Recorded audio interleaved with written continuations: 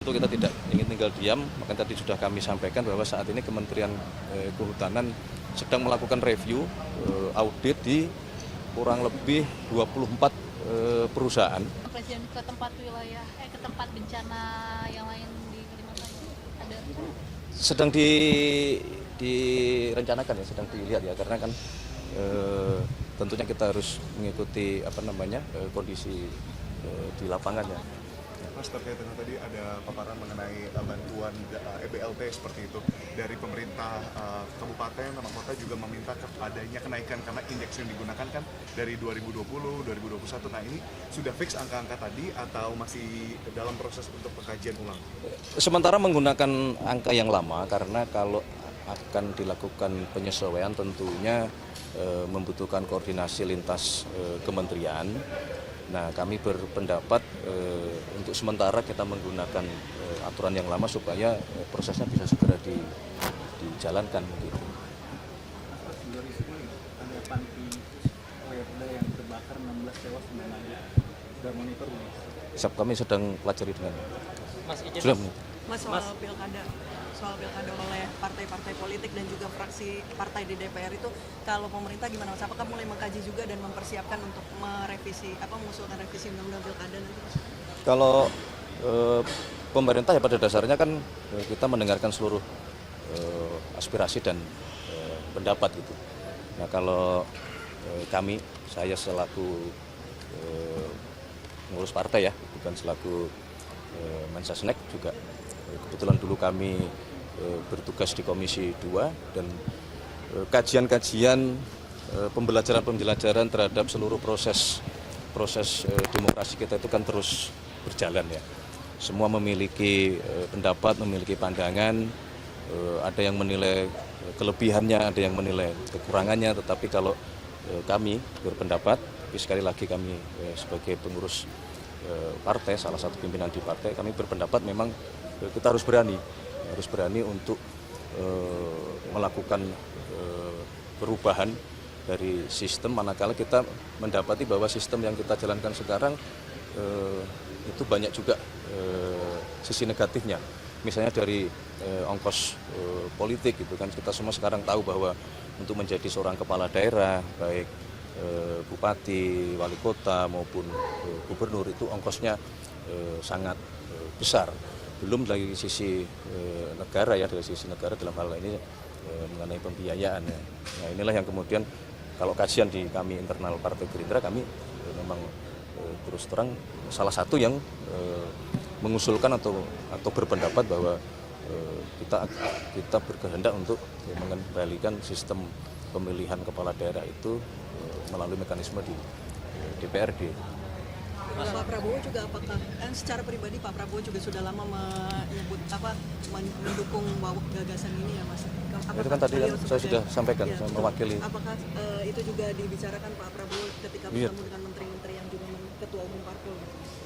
Oh, kalau antar pimpinan partai kan tentu berbeda ya dengan kalau konteksnya beliau sebagai presiden dan berkoordinasi dengan menteri kan berbeda.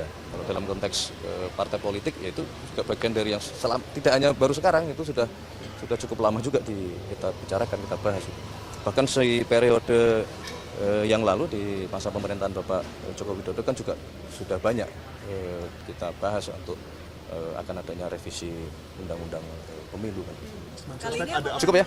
Mas, izin Mas, soal perayaan tahun baru Mas, boleh Mas sedikit? Ini kan banyak kepala daerah mengimbau supaya perayaan tahun baru tidak berlebihan ya, tidak menyalakan kembang api dan lain sebagainya sebagai bentuk simpati bagi korban bencana di Sumatera dan Aceh. Nah, kalau dari pemerintah pusat dan khususnya Presiden sendiri ada imbauan atau gimana Mas? Ya, saya kira itu sangat tepat ya, sangat tepat karena kita juga harus menunjukkan rasa empati, solidaritas dan rasa senasib sepenanggungan sebagai satu bangsa kan. Tentunya ada yang sedang mengalami bencana yang kita juga harus ikut merasakan gitu, bahwa ini bertepatan dengan masalah kebetulan ada pergantian tahun ya. Kalau kami berpendapat ya, apa yang disampaikan oleh kepala-kepala daerah itu sudah benar ya. Mas, setelah disahkan DPR itu Pak Prabowo udah menandatangani KUHP ya Mas? Ya, Sudah. sudah. Tanggal berapa Mas? Aduh, aku tanggal pastinya pertengahan Desember. ya kurang lebih. Berarti udah resmi punya nomor ya sebagai undang-undang ya. Iya. Kuhap ya? Sudah. Pemberlakuannya bareng nggak? Bareng nggak berarti di Januari 2025 Iya. sama KUHP? KUHP ini Januari 2025. Kitab Undang-Undang Hukum Acara Pidana. Nggak, maksudnya Yang KUHP. pemberlakuannya bareng nggak? Iya. Terus balik lagi ke penanggulangan bencana ini ada usulan bahwa BNPB akan dijadikan kementerian. Apakah pemerintah mempertimbangkan untuk menjadikan BNPB? Belum lah, kita belum sampai ke situ ya. Sekarang kita konsentrasi betul-betul ingin secepat-cepatnya melakukan penanganan kalau daerah itu masih dianggap darurat gitu, kita pengen segera itu bisa terselesaikan. Kemudian yang sudah berhasil daruratnya terlewati, kita sudah mulai ingin fokus betul-betul untuk masalah rehab rekonnya Buntara maupun hunian tetap gitu. Ada satu contoh bahwa di sebuah kabupaten di Tapanuli Selatan itu sudah mulai proses pembangunan hunian tetap gitu, yang itu adalah hasil kerjasama kita semua ya, karena dibangun di atas lahan miliknya PTPN. Milik ini dalam artian penguasaan ininya ya, penguasaan hak kelolanya ya. Nah itulah yang menunjukkan bahwa memang ya negara punya kewajiban itu di saat masyarakat membutuhkan, ya kenapa tidak, karena negara dipakai untuk kepentingan masyarakat, karena toh ini karena akibat bencana alam kan gitu. Oke ya. Update soal penindakan pembalakan liar, Mas. Hah? Satgas Penindakan. Balakan liar? Iya, ada update soal itu. Ya, berkenaan dengan masalah pembalakan liar tentu sebelum sampai ke sana ya tentu kita semua itu adalah sebuah kegiatan yang tentu saja melanggar hukum kan begitu. Ya, baik dilakukan oleh bisa jadi dilakukan oleh sebuah korporasi atau dilakukan oleh orang perorangan begitu. Nah, menurut analisa dan pengamatan kan balakan liar inilah juga yang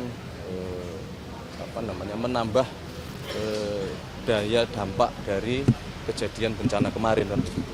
Nah, tentu kita tidak ingin tinggal diam, makanya tadi sudah kami sampaikan bahwa saat ini Kementerian Kehutanan sedang melakukan review audit di kurang lebih 24 perusahaan yang mendapatkan izin pengelolaan kawasan hutan, baik HPH maupun HTI. Ini dalam rangka kita mau melakukan penertiban, mau melihat apakah ada kegiatan-kegiatan yang tidak seharusnya. Tapi juga kalau itu kan bersifat korporasi ya. Setelah itu kemudian kita juga harus menangani yang bersifat perorangan. Ini kan perlu edukasi ya. Stay updated. Info terkini masih banyak. Jangan lupa subscribe, like, dan share YouTube official OKZone. Dan selengkapnya ada di okezone.com.